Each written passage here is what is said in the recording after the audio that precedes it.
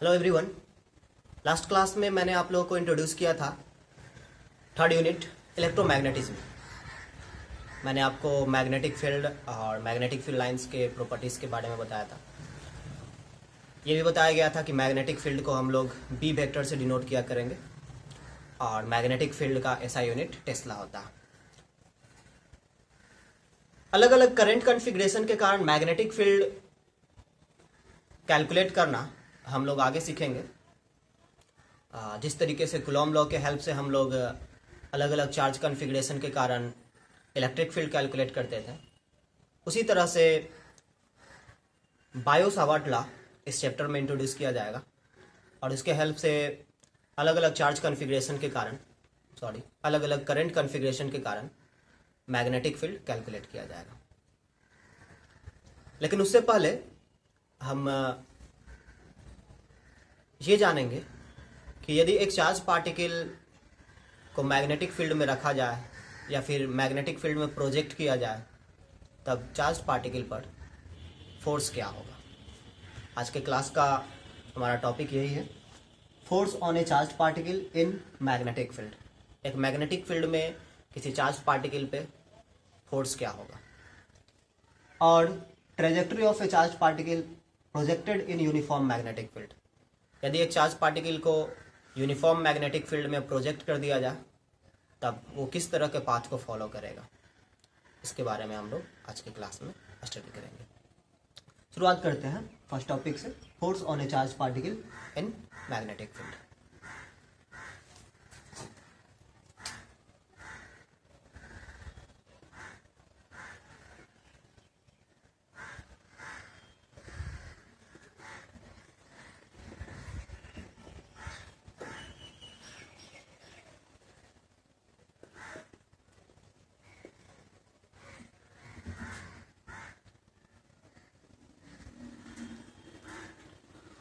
कुछ ऑब्जर्वेशंस के हेल्प से जो है इस टॉपिक को स्टार्ट करते हैं। कुछ ऑब्जर्वेशंस को हम लोग समझते हैं।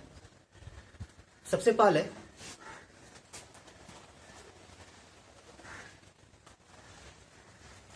एक चार्ज पार्टिकल को, चाहे वो पॉजिटिव हो या नेगेटिव, वैसे हमारे कन्वेंशन में यदि मैं चार्ज पार्टिकल बोल रहा हूँ तो इसका मतलब पॉजिटिव चार्ज ही होता है, लेकिन जो फैक्ट्स मैं यहाँ बता रहा हूँ वो एक पॉजिटिव चार्ज के लिए भी सही है और नेगेटिव चार्ज के लिए भी सही है। सिर्फ करंट का जो सिर्फ फोर्स का जो डायरेक्शन होगा वो पॉजिटिव और नेगेटिव चार्ज के लिए जो है वो अपोजिट होगा। ओके, एक पॉजिटिव चार्ज के लिए जो फोर्स का डायरेक्शन होगा उसका अपोजिट होगा नेगेटिव चार्ज के लिए फोर्स का डायरेक्शन। ओके, लेकिन जो फैक्ट्स हैं वो दोनों के लिए सेम है। ओके, तो एक चार्ज पार्टिकल या तो वो पॉजिटिव हो या फिर नेगेटिव हो, उसे यदि एक मैग्नेटिक फील्ड में स्थिर रख दिया जाए, स्टेशनरी स्टेट में जो है एक चार्ज पार्टिकल को ला करके यहाँ पर स्थिर इस तरीके से स्टेशनरी रख दिया जाता है एक मैग्नेटिक फील्ड में, तब क्या होगा, इस पर कोई फोर्स नहीं लगेगा। मैग्नेटिक फील्ड के कारण चार्ज पार्टिकल पर कोई फोर्स नहीं लगेगा। ओके, तो हम कह सकते हैं स्टेशनरी चार्जेस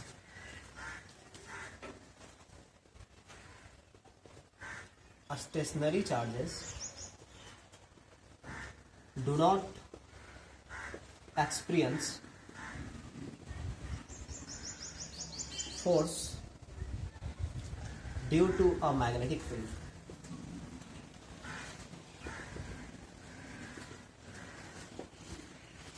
अब एक चार्ज पार्टिकल लेते हैं और इसे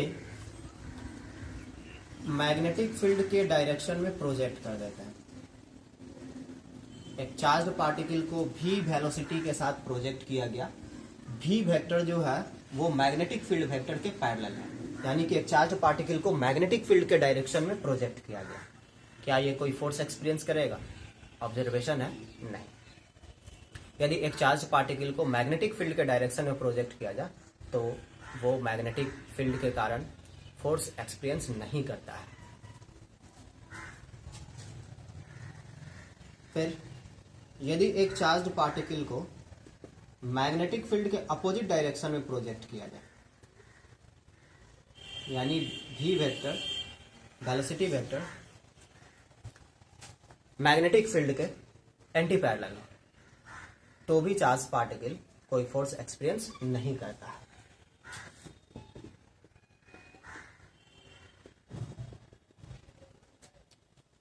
A charged particle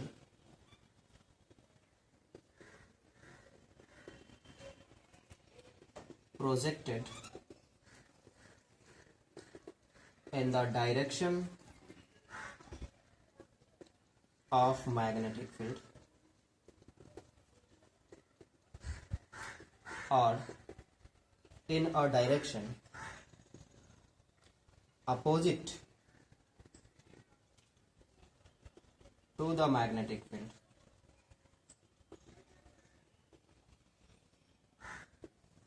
does not experience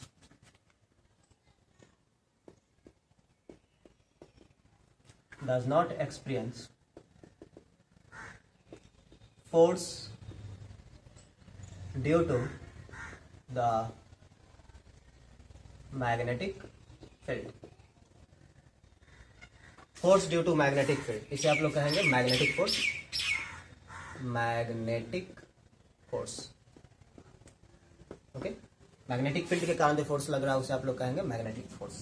okay, तो स्थिर रखा जाए, स्टेशनरी चार्ज पार्टिकल हो तो भी वो फोर्स मैग्नेटिक फोर्स एक्सपीरियंस नहीं करेगा।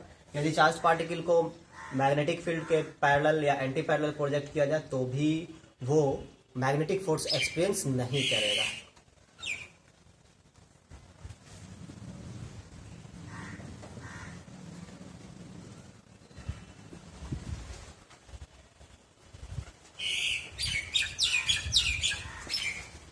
यदि एक चार्ज पार्टिकल को मैग्नेटिक फील्ड के परपेंडिकुलर प्रोजेक्ट किया जाए तब ये फोर्स एक्सपीरियंस करता है और फोर्स का मैग्नीट्यूड होता है क्यू बी वी।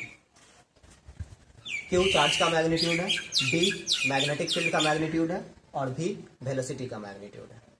तो यदि एक चार्ज पार्टिकल को मैग्नेटिक फील्ड के परपेंडिकुलर डायरेक्शन में प्रोजेक्ट किया जाए तब ये फोर्स एक्सपीरियंस करता है कितना, क्यू बी वी। फोर्स का जो डायरेक्शन है वो परपेंडिकुलर होता है मैग्नेटिक फील्ड के भी और वेलोसिटी वेक्टर के भी। फोर्स वेलोसिटी वेक्टर का भी परपेंडिकुलर होता है और मैग्नेटिक फील्ड का भी परपेंडिकुलर होता है। कह सकते हैं force is perpendicular to plane of v vector and v vector। Force जो है वो उस प्लेन के परपेंडिकुलर है जो मैग्नेटिक फील्ड और वेलोसिटी दोनों को कंटेन करता है। अभी फिगर में जो दिखाया जा रहा है आपको, इसमें बोर्ड का प्लेन जो है ये कंटेन करता है मैग्नेटिक फील्ड वेक्टर को भी और वेलोसिटी वेक्टर को भी। तो फोर्स इस बोर्ड के प्लेन के परपेंडिकुलर होगा। बोर्ड के प्लेन के परपेंडिकुलर यानी either out of plane of board और into the plane of board. Okay, direction पता कैसे करेंगे? तो डायरेक्शन हम लोग पता करते हैं राइट हैंड रूल से। राइट हैंड रूल क्या है? Right hand rule force on A charge particle in magnetic field का डायरेक्शन बताने के लिए जो राइट हैंड रूल है, ये रूल क्या है? तो इस रूल के अकॉर्डिंग आप रोटेट कीजिए भी वेक्टर को टुवर्ड्स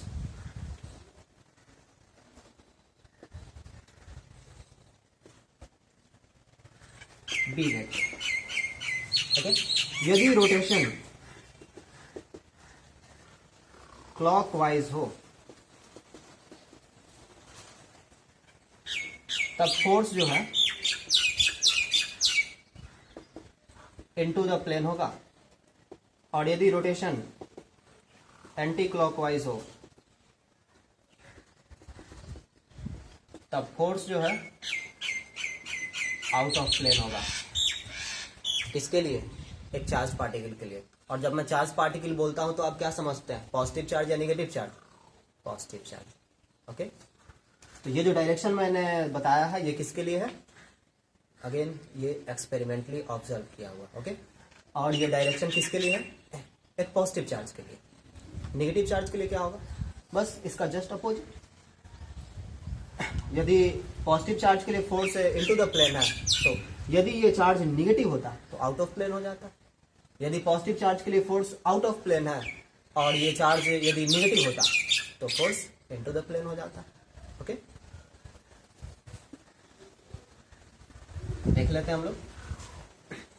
ये पॉजिटिव चार्ज है, इस पर फोर्स किस डायरेक्शन में लगेगा, तो भी क्रॉस को, भी वेक्टर को बी वेक्टर की ओर रोटेट कीजिए। सबसे पहले भी वेक्टर और बी वेक्टर दोनों के टेल को एक जगह लाइए। ये रहा भी वेक्टर और ये रहा बी वेक्टर, और भी वेक्टर को रोटेट कीजिए बी वेक्टर की ओर। कैसा है रोटेशन, क्लॉकवाइज है एंटी क्लॉकवाइज?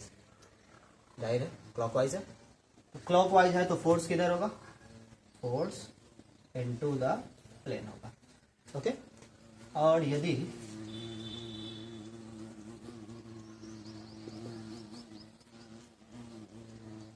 चार्ज पार्टिकल को इस तरीके से प्रोजेक्ट किया गया होता है, तो बी वेक्टर ये रहा, भी वेक्टर ये रहा। भी वेक्टर को रोटेट कीजिए बी वेक्टर की ओर, रोटेशन।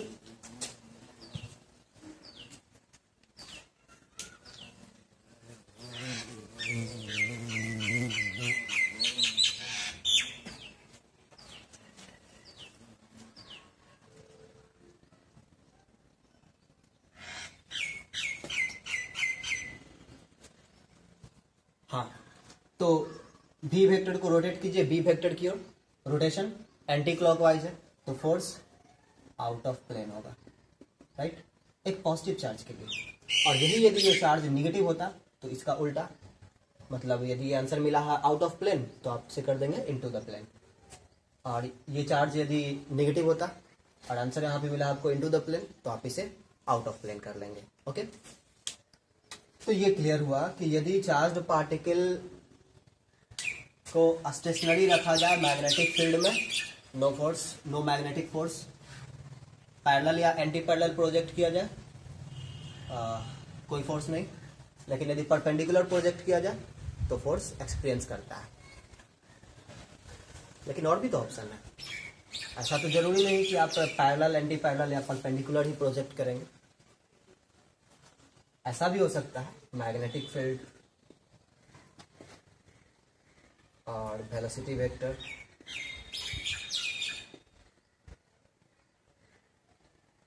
दोनों के बीच कुछ एंगल हो जो कि ना तो 0 डिग्री हो, ना 90 डिग्री हो, ना 180 डिग्री हो, कुछ इस तरीके से। यहाँ पे बी वेक्टर ये रहा और भी वेक्टर ये रहा, तब क्या होगा, तो देखिए भी वेक्टर जो है इसके दो कंपोनेंट होंगे, एक पैरेलल कंपोनेंट जो कि मैग्नेटिक फील्ड के पैरेलल है और एक परपेंडिकुलर कंपोनेंट। तो वेलोसिटी के दो कंपोनेंट हैं, एक पैरेलल कंपोनेंट और परपेंडिकुलर कंपोनेंट। वेलोसिटी का पैरेलल कंपोनेंट कोई फोर्स एक्सपीरियंस नहीं करेगा और वेलोसिटी का परपेंडिकुलर कंपोनेंट जो है फोर्स एक्सपीरियंस करेगा। ओके, तो यहां से लास्टली कंक्लूजन क्या ड्रॉ होता है, एक चार्ज पार्टिकल को यदि एक मैग्नेटिक फील्ड में प्रोजेक्ट किया जाए, एक चार्ज पार्टिकल को यदि एक मैग्नेटिक फील्ड में प्रोजेक्ट किया जाए तो उस पर लगने वाला फोर्स किस पे डिपेंड करता है, चार्ज पर डिपेंड करता है। ओके, तो फोर्स जो है डायरेक्टली प्रोपोर्शनल है चार्ज का, और किस पे डिपेंड करता है, मैग्नेटिक फील्ड पे डिपेंड करता है। फोर्स जो है वो डायरेक्टली प्रोपोर्शनल है मैग्नेटिक फील्ड का, ओके, मैग्नेटिक फील्ड के मैग्नीट्यूड का। और ये भी तब था जब परपेंडिकुलर प्रोजेक्ट किया गया, इस केस में भी ना होकर के क्या होना चाहिए, भी परपेंडिकुलर, क्योंकि ये पैरेलल कंपोनेंट जो है फोर्स एक्सपीरियंस नहीं करता है, सिर्फ परपेंडिकुलर कंपोनेंट फोर्स एक्सपीरियंस करता है। तो क्या कहेंगे, फोर्स जो है वो डायरेक्टली प्रोपोर्शनल होगा वेलोसिटी के परपेंडिकुलर कंपोनेंट का, right. Magnetic force on charge particle, magnetic force on charge particle, चलिए मैग्नेटिक फोर्स है, इसे मैं एफ बी से डिनोट कर देता हूं। ओके, तो magnitude of magnetic force on charge particle is directly proportional to magnitude of charge, is directly proportional to the magnetic field, the magnitude of magnetic field, and is directly proportional to the perpendicular component of velocity. The perpendicular component of velocity. Suppose ये b vector है,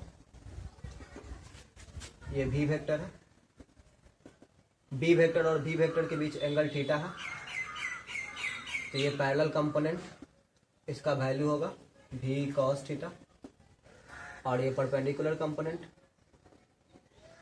इसका value होगा v sin theta. तो magnitude of magnetic force is directly proportional to v sin theta.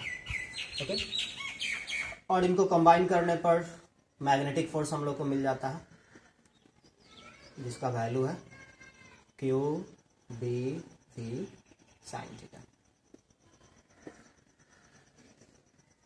Direction बताने के लिए इसे जो है वेक्टर फॉर्म में लिखना होगा. वेक्टर फॉर्म में आप क्या लिखेंगे, v क्रॉस b या b cross b, v cross b या b cross b, which one is right.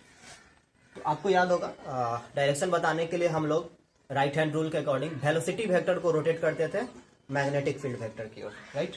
तो वेक्टर फॉर्म में इसे लिखा जाएगा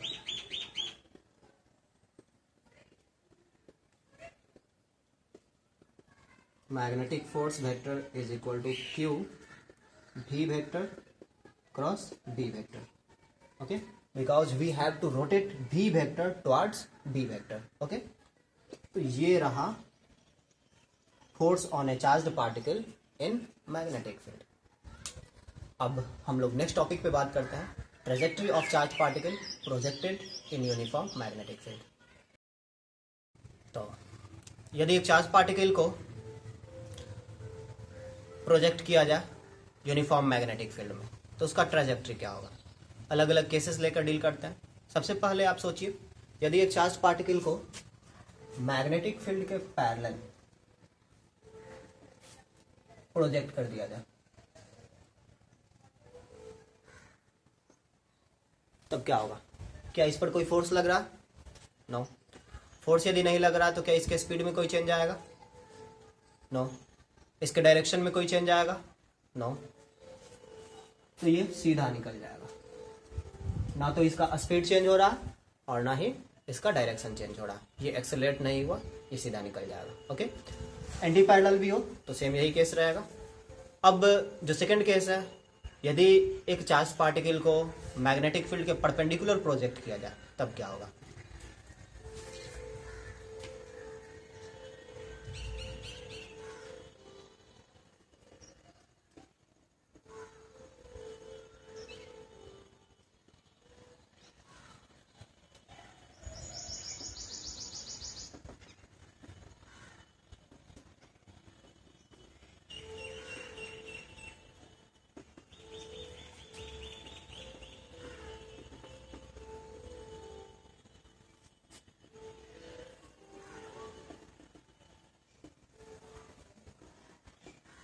यदि एक चार्ज पार्टिकल को मैग्नेटिक फील्ड के परपेंडिकुलर डायरेक्शन में प्रोजेक्ट किया जाए तो क्या होगा. चलिए, किसी रीजन में जो है magnetic field suppose into the plane of paper है.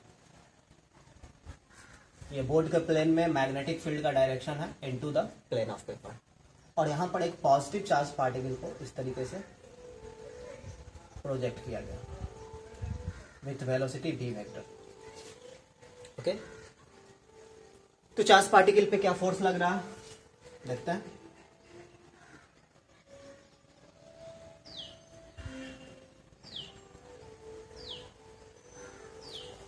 ये चार्ज पार्टिकल पे क्या फोर्स लग रहा है, कितना फोर्स लग रहा है. फोर्स है q v cross p.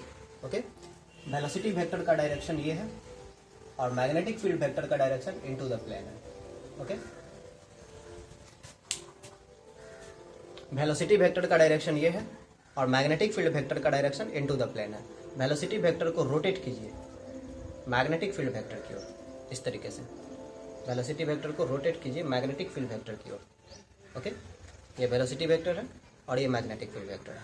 Velocity vector को रोटेट करना है मैग्नेटिक फील्ड वेक्टर की ओर, ऐसे. अब देखिएगा आप लोग, ये रोटेशन कैसा नजर आ रहा है. क्लॉकवाइज नजर आ रहा है, राइट। इस ओर से आपको ये रोटेशन कैसा नजर आ रहा है, वेलोसिटी वेक्टर को यदि मैग्नेटिक फील्ड वेक्टर की ओर रोटेट कराया जाए तो ये रोटेशन कैसा नजर आ रहा है, क्लॉकवाइज। क्लॉकवाइज इसका मतलब फोर्स इनटू द प्लेन, ये जो प्लेन है इस प्लेन के इनसाइड होगा ये मैग्नेटिक फोर्स, ओके। अब ऐसे सीधा वापस आता है, फोर्स का डायरेक्शन ये रहा। तो इस चार्ज पार्टिकल पे इस डायरेक्शन में फोर्स लग रहा है, ओके। मैग्नेटिक फोर्स का डायरेक्शन ये रहा, ठीक है। यहाँ पे स्पेस मेरे पास कम है तो मैं साइड में फिर से इस फिगर को बनाता हूँ।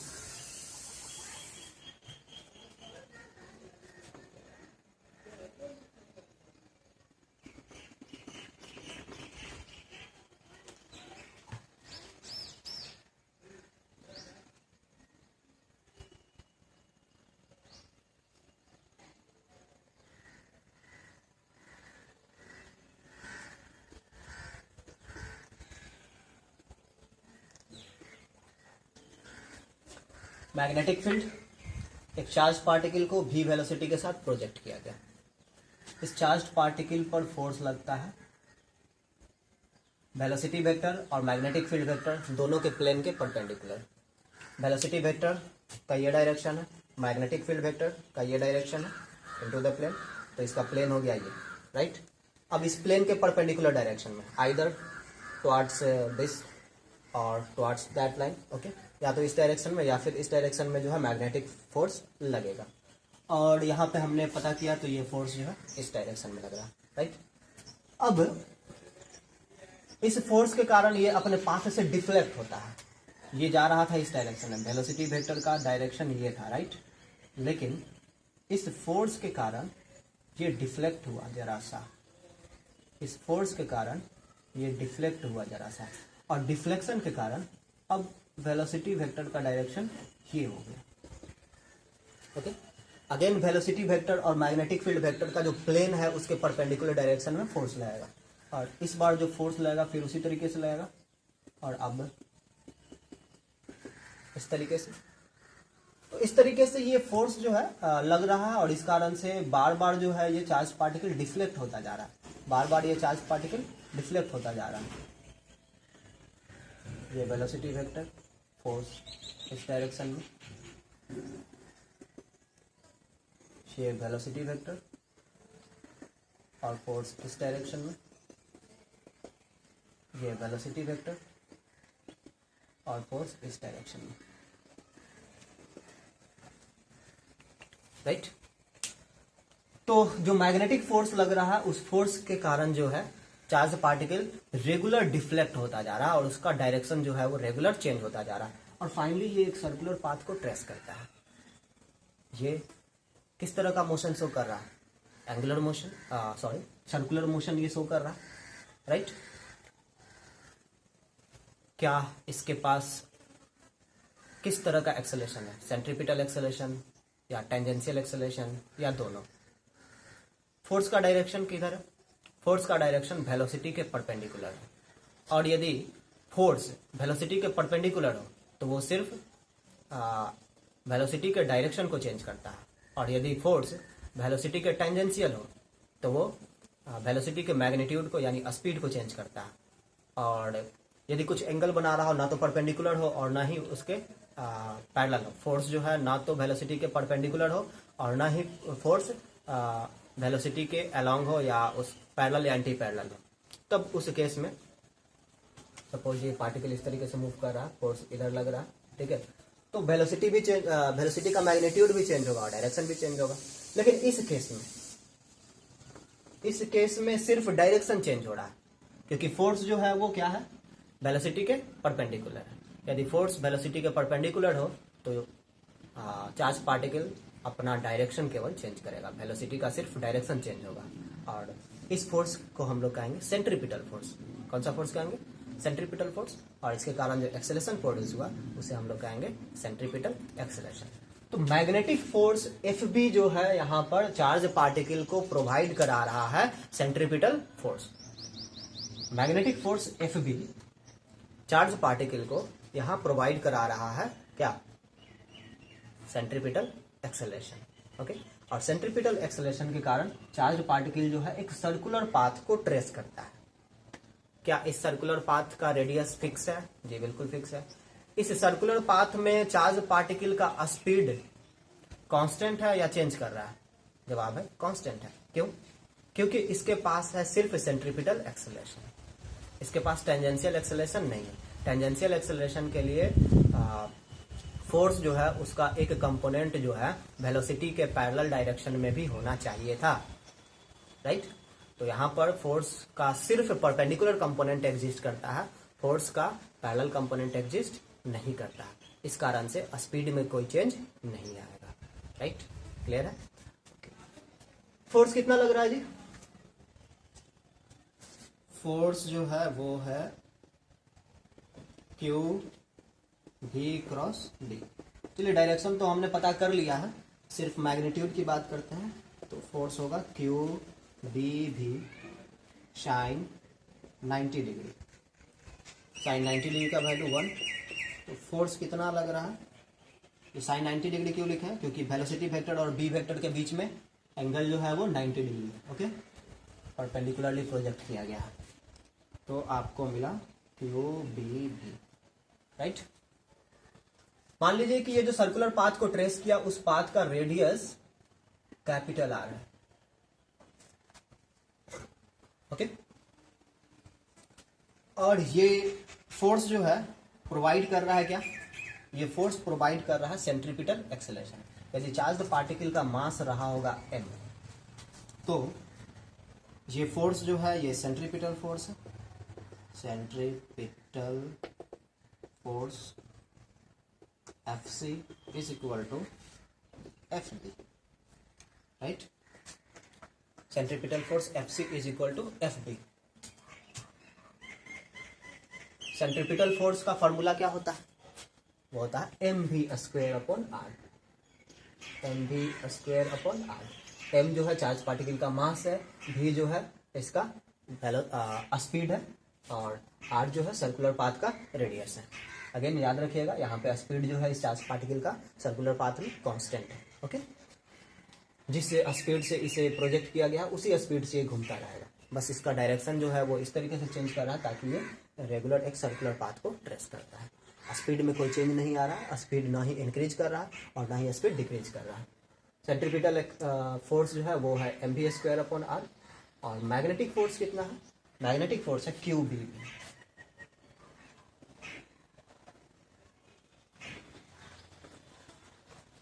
ओके, तो यहां से आपको रेडियस क्या मिला? रेडियस आपको मिला mv अपॉन क्यू। जो सर्कुलर पाथ ये ट्रेस कर रहा है उस सर्कुलर पाथ का रेडियस कितना है?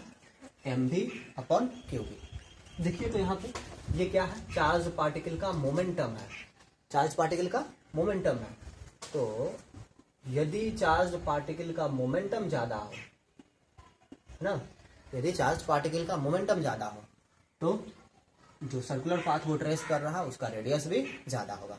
चलिए मास को यदि कांस्टेंट हम मान ले चार्ज पार्टिकल के लिए, तो वेलोसिटी बढ़ाने पर, है ना, ज्यादा वेलोसिटी के साथ, ज्यादा स्पीड के साथ, वेलोसिटी बोलना यहाँ गलत होगा, ज्यादा स्पीड के साथ प्रोजेक्ट करने पर जो है रेडियस भी बड़ा मिलेगा। ओके, कम स्पीड के साथ प्रोजेक्ट किया जाएगा तो रेडियस छोटा मिलेगा, ज्यादा स्पीड के साथ प्रोजेक्ट किया जाएगा तो रेडियस बड़ा मिलेगा। तो रेडियस जो है वो डिपेंड कर रहा है मोमेंटम पे या फिर स्पीड ऑफ प्रोजेक्शन पे। अब आगे बढ़ते हैं।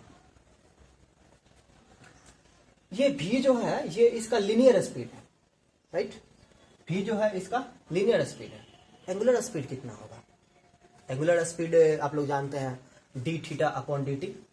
और लीनियर स्पीड, सर्कुलर पाथ पे कोई पार्टिकल हो तो उसके लीनियर स्पीड और एंगुलर स्पीड के बीच में एक रिलेशन होता है, v equal R omega. v equal R omega. v linear speed है, r जो है वो रेडियस है, और ओमेगा जो है वो एंगुलर स्पीड है। यहाँ से ओमेगा इज इक्वल टू आपको मिलता है v upon R. Okay, omega equal मिलता है आपको v upon R. v R का वैल्यू क्या मिला है आपको? mv upon Q B. यहाँ से v और v cancel out, angular speed कहिए, या फिर इसी को आप एंगुलर फ्रीक्वेंसी भी कह सकते हैं। एंगुलर स्पीड या angular frequency is equal to आपको मिला QB upon M।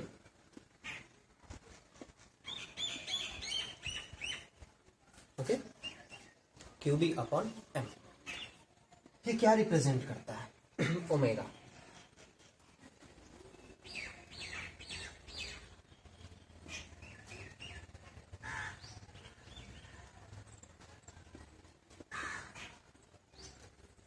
Omega equal है 2 पाई अपॉन टी।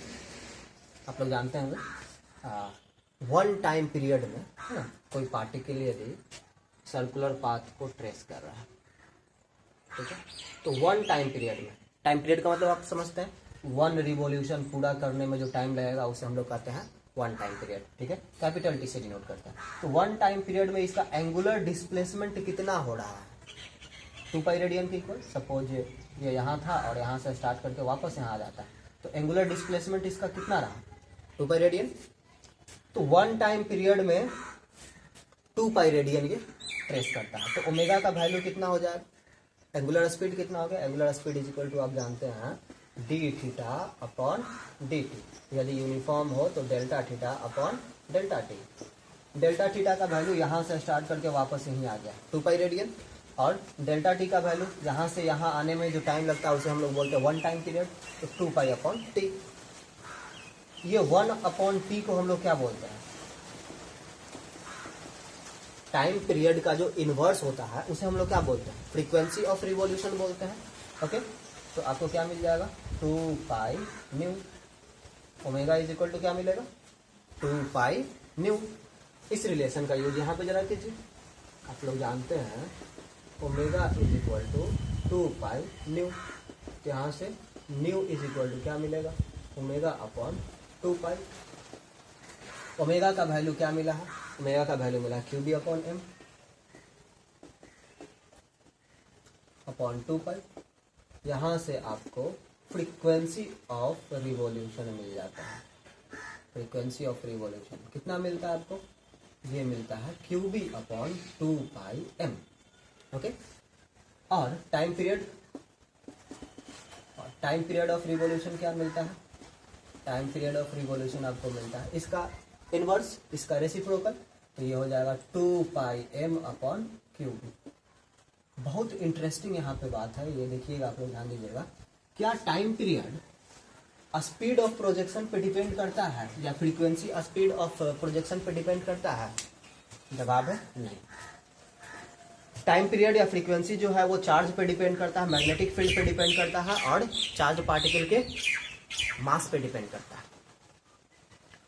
किस स्पीड के साथ प्रोजेक्ट किया गया है इस पर टाइम पीरियड डिपेंड नहीं करता है। ओके, यदि स्पीड बढ़ाया जाए, ओके, तो रेडियस बढ़ जाएगा, लेकिन वन कंप्लीट रोटेशन में, वन कंप्लीट रिवॉल्यूशन में जो टाइम लगना चाहिए वो फिक्स रहेगा। ओके, तो जब एक चार्ज पार्टिकल को यूनिफॉर्म मैग्नेटिक फील्ड में उसके परपेंडिकुलर डायरेक्शन में प्रोजेक्ट किया जाएगा, ओके, तो एक सर्कुलर पाथ को ट्रेस करेगा। सर्कुलर पाथ का रेडियस हुआ MV अपॉन QB। ओके, उसका फ्रीक्वेंसी जो है वो हुआ QB अपॉन 2 पाई M, और टाइम पीरियड ऑफ रिवॉल्यूशन हुआ 2 पाई M अपॉन QB। और ये टाइम पीरियड या फ्रीक्वेंसी इंडिपेंडेंट है किसका? स्पीड ऑफ प्रोजेक्शन का। किस स्पीड से आप प्रोजेक्ट करते हैं इससे टाइम पीरियड को कोई मतलब नहीं है, या फ्रीक्वेंसी को इस बात से कोई मतलब नहीं है। ओके, तो अभी आपने देखा कि यदि एक चार्ज पार्टिकल को मैग्नेटिक फील्ड में उसके परपेंडिकुलर डायरेक्शन में प्रोजेक्ट कर दिया जाए तो वो एक सर्कुलर पाथ को ट्रेस करता है, और हमने सर्कुलर पाथ का रेडियस के लिए इक्वेशन डिराइव किया, फिर उसके बाद उसका टाइम पीरियड ऑफ रिवॉल्यूशन के लिए इक्वेशन ड्राइव किया, और फ्रीक्वेंसी के लिए जो है इक्वेशन ड्राइव किया। लेकिन ये एक स्पेशल केस था। यहाँ तो एक लिमिट है कि हाँ, चार्ज पार्टिकल को यदि परपेंडिकुलर डायरेक्शन में प्रोजेक्ट किया जाए तो रिजल्ट क्या मिलेगा उसके बारे में हमें इन इक्वेशन से पता चलेगा। लेकिन यदि एक चार्ज पार्टिकल को कोई भी आर्बिट्रेरी एंगल पे जो है, किसी भी एंगल पर जो है प्रोजेक्ट किया जाए, हमें एक ऐसा इक्वेशन डिराइव करना चाहिए जिससे कि किसी भी एंगल के लिए जो है रेडियस वगैरह कैलकुलेट कर सकें, टाइम पीरियड, रेडियस और फ्रीक्वेंसी जो है कैलकुलेट कर सकें। एक जनरल इक्वेशन जो हमें डिराइव करना चाहिए, राइट। तो इसके लिए जो है जनरल एंगल पर जो है प्रोजेक्ट कीजिए मैग्नेटिक फील्ड, और यहाँ पर चार्ज पार्टिकल को प्रोजेक्ट किया जा रहा है with velocity v vector. Magnetic field का ये डायरेक्शन, मैग्नेटिक फील्ड के डायरेक्शन के साथ वेलोसिटी वेक्टर थीटा एंगल बनाता है। चार्ज पार्टिकल का मास मान लीजिए m, ओके।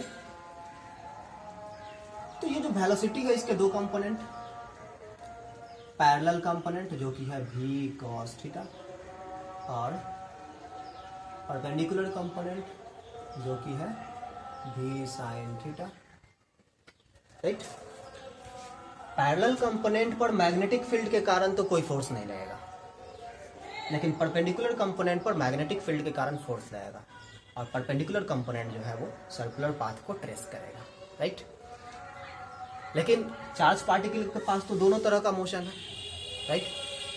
परपेंडिकुलर कंपोनेंट के कारण सर्कुलर मोशन और पैरेलल कंपोनेंट के कारण लीनियर मोशन। अब यदि सर्कुलर मोशन और लीनियर मोशन दोनों का कॉम्बिनेशन किया जाए, राइट, इन दोनों का यदि हम लोग कॉम्बिनेशन करें तो कैसा पाथ ये फॉलो कर रहा है? हेलिकल पाथ, स्पाइरल पाथ को ये फॉलो कर रहा है इस तरीके का, राइट। अब इस पाथ के लिए हम लोग जो है जिसे हम लोग हेलिकल पाथ कर रहे हैं, उसके लिए हम लोग रेडियस ऑफ हेलिक्स कैलकुलेट करेंगे, time period of revolution calculate करेंगे, फ्रीक्वेंसी ऑफ रिवॉल्यूशन पता करेंगे और पिच ऑफ हेलिक्स पता करेंगे। पिच क्या होता है मैं बता रहा हूँ। सबसे पहले इसके पाथ को जो मैं फिगर बना करके इंडिकेट करूँ,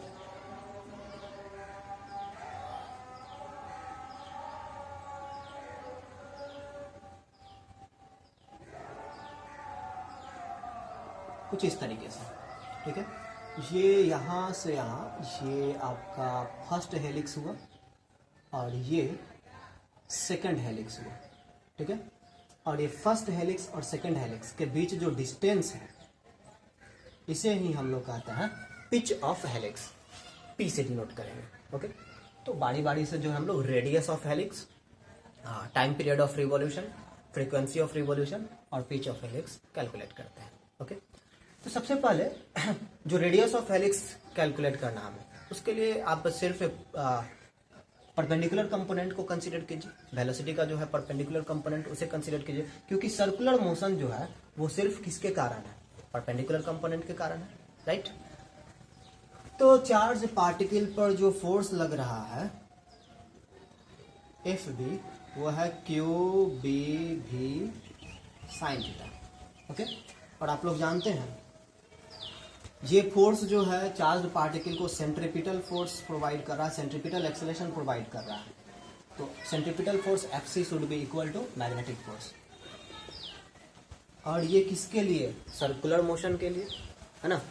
और सर्कुलर मोशन किसके कारण है? वेलोसिटी के परपेंडिकुलर कंपोनेंट के कारण है।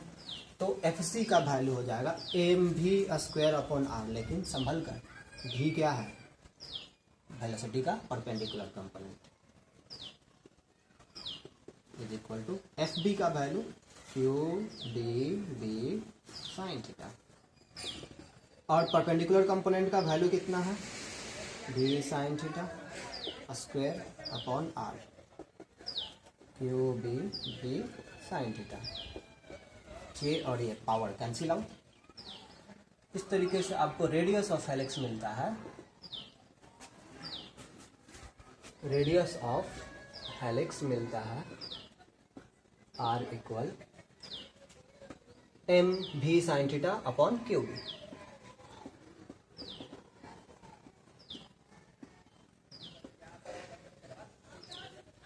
ये जनरल है, तो इसमें जो है परपेंडिकुलर डायरेक्शन वाला केस भी छुपा होना चाहिए, बिल्कुल। थीटा का वैल्यू पाई बाई 2 पुट कीजिए, तो साइन पाई बाई 2 1, रेडियस कितना मिला? एम भी अपॉन क्यू बी, जो कि लास्ट रिजल्ट से मैच करता है, ओके। और यदि पैरेलल प्रोजेक्ट किया जाए तो थीटा का वैल्यू 0 पुट कीजिए, रेडियस आपको 0 मिलेगा। थीटा का वैल्यू पाई पुट कीजिए यदि एंटी पैरेलल प्रोजेक्ट किया गया तो, फिर भी आपको रेडियस 0 मिलेगा। रेडियस 0 यानी नो सर्कुलर पाथ, राइट। आगे बढ़ते हैं, नो सर्कुलर पाथ सीधा निकल जाएगा, ओके। अब आगे बढ़ते हैं। रेडियस ऑफ हेलिक्स तो हो गया, अब आप लोग जानते हैं v equal R omega. Again ये लीनियर वेलोसिटी है और अभी हम लोग सर्कुलर मोशन की बात कर रहे हैं। ओके, तो ये क्या था, वेलोसिटी का परपेंडिकुलर कंपोनेंट का मैग्नीट्यूड। तो यहाँ से ओमेगा इज इक्वल टू मिला आपको v परपेंडिकुलर अपॉन आर, जो एंगुलर स्पीड कहिए या फिर एंगुलर फ्रीक्वेंसी कहिए।